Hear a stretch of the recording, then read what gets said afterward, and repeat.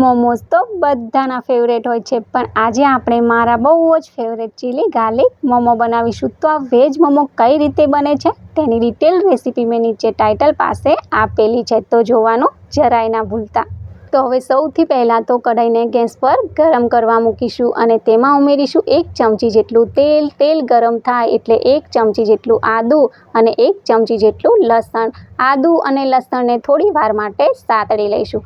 પછી ઉમેરીશું ઝીણી ઝીણી ચોપ કરેલી ડુંગળી। તો ડુંગળીને પણ આપણે થોડી વાર માટે સાતળી લેવાની છે। ડુંગળી સતળાઈ જાય પછી ઝીણું સમારેલું કેપ્સિકમને પણ આપણે થોડી વાર માટે સાતળી લઈશું અને પછી ઉમેરીશું 1 થી 1.5 ચમચી જેટલી ક્રીમી ઓરેન્જ ચટણી।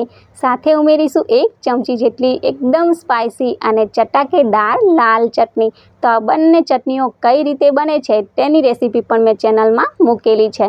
તો આ રીતે બંને સારી રીતે મિક્સ કરી લઈશું અને પછી ઉમેરીશું વેજ મોમોઝને આપણે ચટણીમાં એકદમ સારી રીતે મિક્સ કરી લઈશું અને પછી ચટણીમાં મોમો એકદમ સારી રીતે ભળી જાય પછી આને વધારે પડતા ઓવરકુક નથી કરવાના। ઝીણી સમારેલી ઉપરથી કોથમીર ઉમેરીશું। તો હવે આ એકદમ ગરમા ગરમ ચીલી ગાર્લિક વેજ મોમો બનીને તૈયાર છે।